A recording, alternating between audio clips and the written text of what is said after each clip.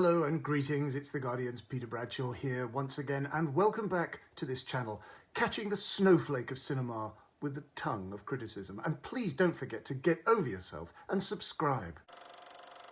Here they are again, Danny Boyle and Alex Garland's Zombies. And unlike the usual stumbling slow movers, of course, these things can sprint like Tom Cruise on steroids. Yes, it's 28 years later. Back in 2002, screenwriter Garland and director Boyle had a monster hit on their hands with post-apocalyptic horror thriller 28 Days Later about a rage virus leaking from a lab and turning people into aggressive zombies and causing a complete law and order breakdown in 28 days. Boyle famously made smart use of the new lightweight digital tech, which let him bring off miracles of unlicensed guerrilla shooting at dawn in the deserted London streets. That was fierce, muscular filmmaking, though I do have to admit I've never been a fan of zombies, whose masked presence, then as now, requires silly, gurning, ketchup-strewn extras who can't clearly be looked at for any length of time without getting an unintentional laugh. For my money, it was only Edgar Wright's zombie horror comedy, Shaun of the Dead, which came out 2 years afterwards, which fully explored what I think of as the real intimate horror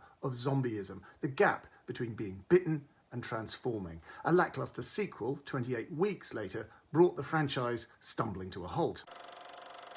Now we have 28 years later, an interesting, tonally uncertain development which takes a generational, even evolutionary leap into the future from the initial catastrophe, creating something like folk horror, Little England satire, even a grieving process for all that's happened. There are some colossal cameo appearances. We're now in Holy Island off England's northeast coast.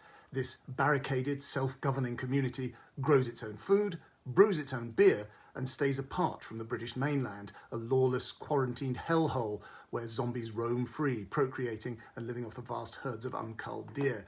There's a startling, unintended moment of sadness, incidentally. We get a glimpse of the sycamore gap tree near Hadrian's Wall, evidently filmed before it was cut down. The Holy Island menfolk make foraging expeditions across the water via the causeway at low tide, killing zombies with bows and arrows to burnish their hunter-gatherer alpha instincts. Some of these zombies are the fast runners, but others are slow movers, natural for target practice.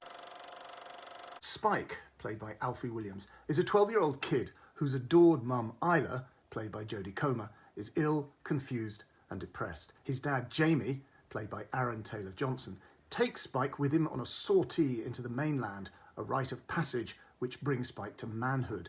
But Spike becomes obsessed with rumours of a doctor still living out there in the danger zone who carries out bizarre rituals, like a cross between Marlon Brando and Dennis Hopper in Apocalypse Now.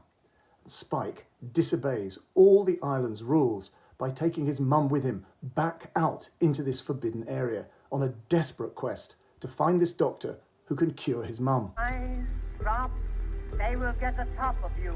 Boom, boom, boom, boom, moving up and down again. There's no discharge in the wall.